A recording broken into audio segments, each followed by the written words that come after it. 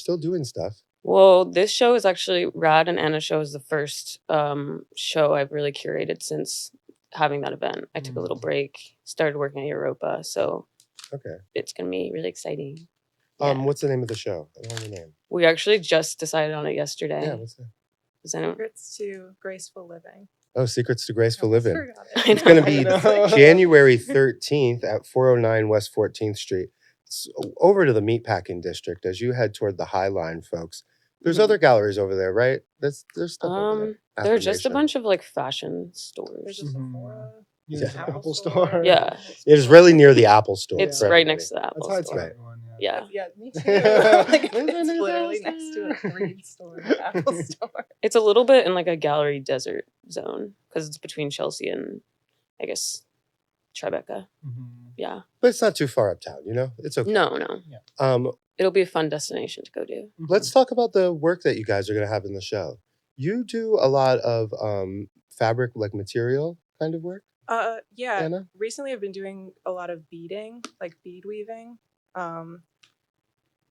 which is just like turning glass beads into sort of a fabric, and just like tapestry pieces like that. The tapestries that I see of yours, how are you making these? They're kind of small too, right? Yeah, the biggest I can do is like maybe that big, like 13 inches wide or so. It's just a loom. Just a loom? Yeah. This is very time intensive work. Yeah. I do a little bit of embroidery. I have a little bit of knowledge on stuff like that, believe it or not. And I can see what you're doing is very time intensive. It is. Yeah. I like it though because all of the like work is done on the front end, like laying out the draft in Photoshop, and then just like about a month of like beating it is just like brain dead, like watching Bravo, like, you know. Right, doing the next slide of it. Yeah, right? Yeah. I have like Photoshop open and then go from pixel to pixel, where each pixel is a bead. Right. Like.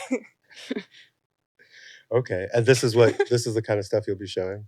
Yeah. At the Yeah. We're calling it the Alyssa Davis pop-up. I wish there was a different word than pop-up. I've been trying to. Okay, I did come up with one the other day. Come up with a word besides pop-up. I'll Yeah, think of pop-up's terrible. Yeah, I thought of one. It's a French term, but now I'm forgetting. I'm gonna think of it. You're gonna coin it. Yeah. Next year we'll all be saying it. Yeah. And there'll still be no picture of Alyssa Davis on the internet. And we won't know. You do a lot of multimedia stuff, right? You could say that. Fabric, it's kind of fabric with images and overlay, maybe like 3D kind of. No, not a lot of fabric, just like printing. Okay, it's printing. Honestly, yeah. The sculpture scene is like relatively new to me, but doing 3D for like 10 years.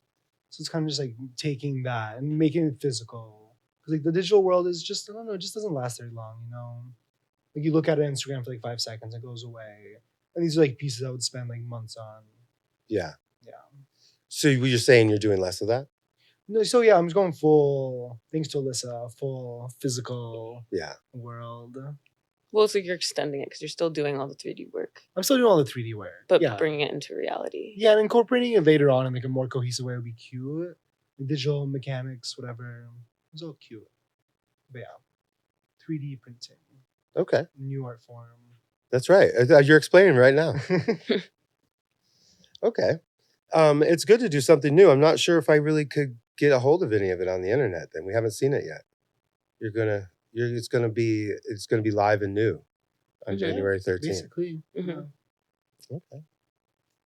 This is your time when you ask questions. Okay. I actually wanted to. Well, okay. So Rad and I have known each other for almost 10 years. Did you go to RISD? I dropped out of high school. Oh, nice. Yeah. I was thrown out. Nice. Okay. Yeah, that's good. Borderline thrown out. Okay. Yeah. Well, how do you guys know each other? We know each other through an old kind of digital art collective that I was a part of. Okay. And Shout out Art 404. Yeah, back in the day. Actually, where the gallery was kind of like a tech dungeon in the sky.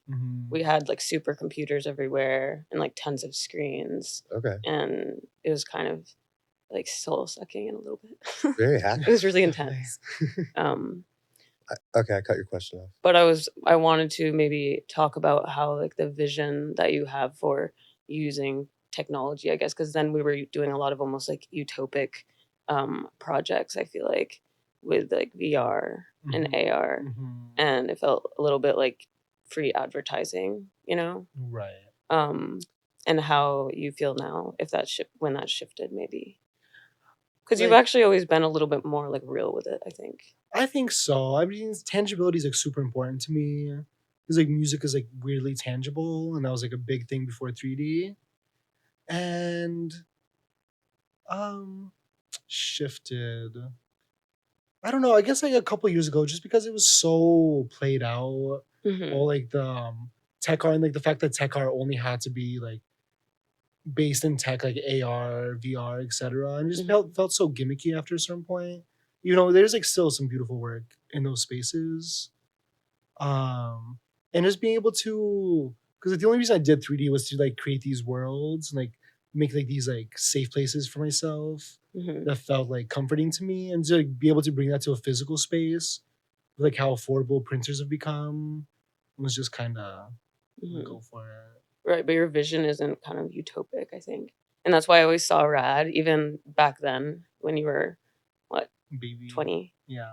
I was like, something's happening here.